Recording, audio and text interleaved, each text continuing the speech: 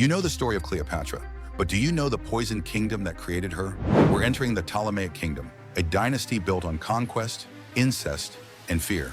Imagine a foreign general walking into Egypt and saying, "This land is mine now." That general was Ptolemy, one of Alexander the Great's closest companions.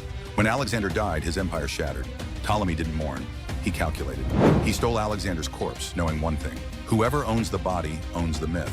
By burying Alexander in Egypt, he plugged himself into a godlike legacy. But to rule millions, you need more than a corpse. You need a story. So Ptolemy crafted a narrative: Greek on the throne, Pharaoh in the temples, savior in the streets. To the Greeks, he was a civilized king. To the Egyptians, a god.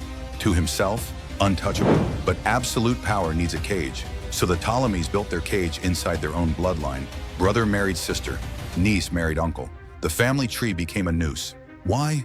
To keep power pure and outsiders away from the throne. But the mind does not stay pure in a house built on paranoia. Every sibling was a rival, every child a potential assassin. Poisoned cups, staged accidents, sudden illnesses. The palace became a silent battlefield.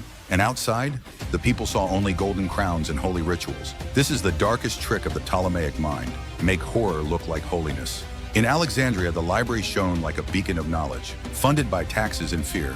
While scholars debated the stars, slaves built monuments to rulers who called themselves gods. We love to romanticize Cleopatra as a tragic lover, but she was the final product of centuries of calculated manipulation. Raised in a palace where love, loyalty, and betrayal spoke the same language: power. The Ptolemaic Kingdom was not just a state, it was a psychological experiment in control. And like every experiment built on fear, it ended in collapse. But its methods survived. As you watch this, ask yourself, how many modern empires still rule with the same invisible tools?